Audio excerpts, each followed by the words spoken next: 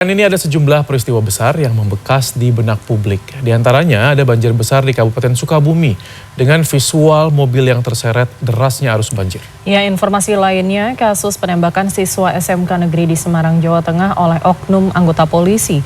2 pekan terjadi, hingga kini belum ada tersangka walau rekaman CCTV penembakan beredar luas. Berikut rangkumannya dalam berita sepekan.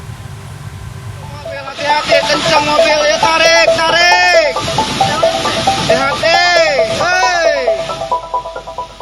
Hujan deras dengan intensitas tinggi terjadi pada Selasa dan Rabu 3 dan 4 Desember silam. Akibatnya terjadi banjir di permukiman penduduk di Kabupaten Sukabumi. Seorang pengemudi mobil Jeep menerobos banjir di Jalan Raya Pabuaran, arah Sagaranten, Kabupaten Sukabumi, terbawa arus hingga terjungkal.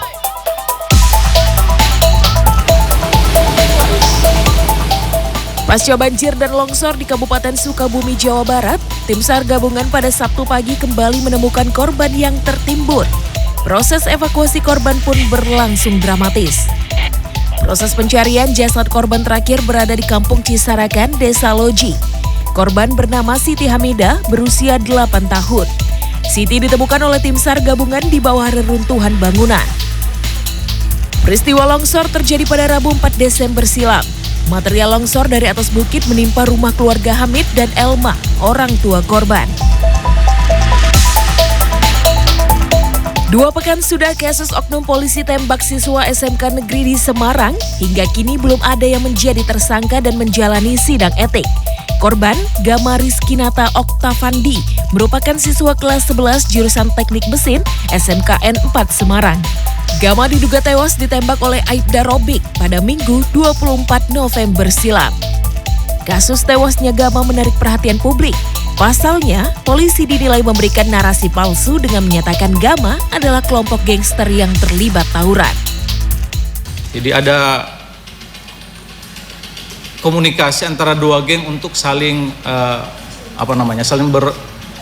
beradu untuk tawuran. Nah, mereka di dalam chatting di media sosial itu janji ketemu di depan perumahan Paramount. Jadi ini janjian untuk tawuran itu Pak ya? Siap.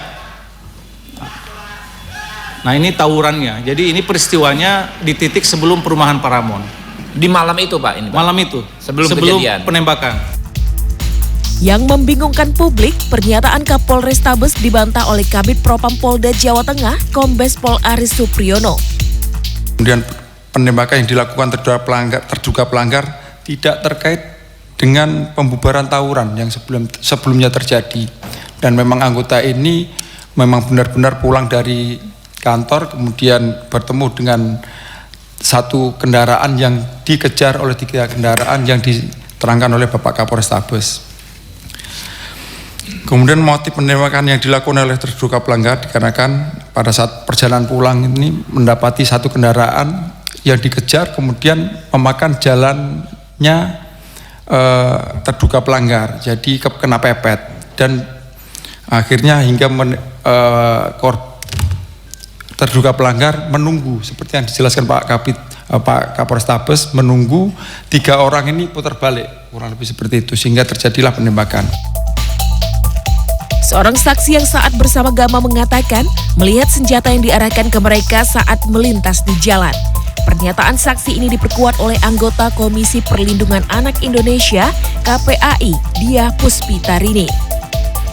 Klaim polisi lainnya, ada saksi yang melihat tawuran di antaranya penjual buah di malam kejadian.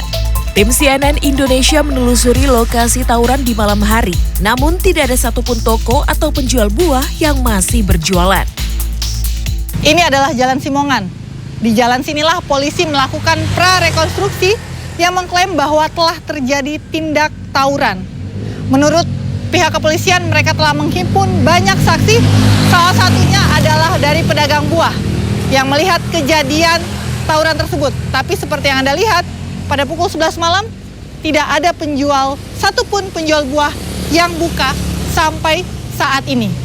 Dan memang menurut kesaksian dari pihak security Paramount yang jaraknya hanya sekitar 150 meter dari tempat saya berdiri, malam itu tidak ada tawuran.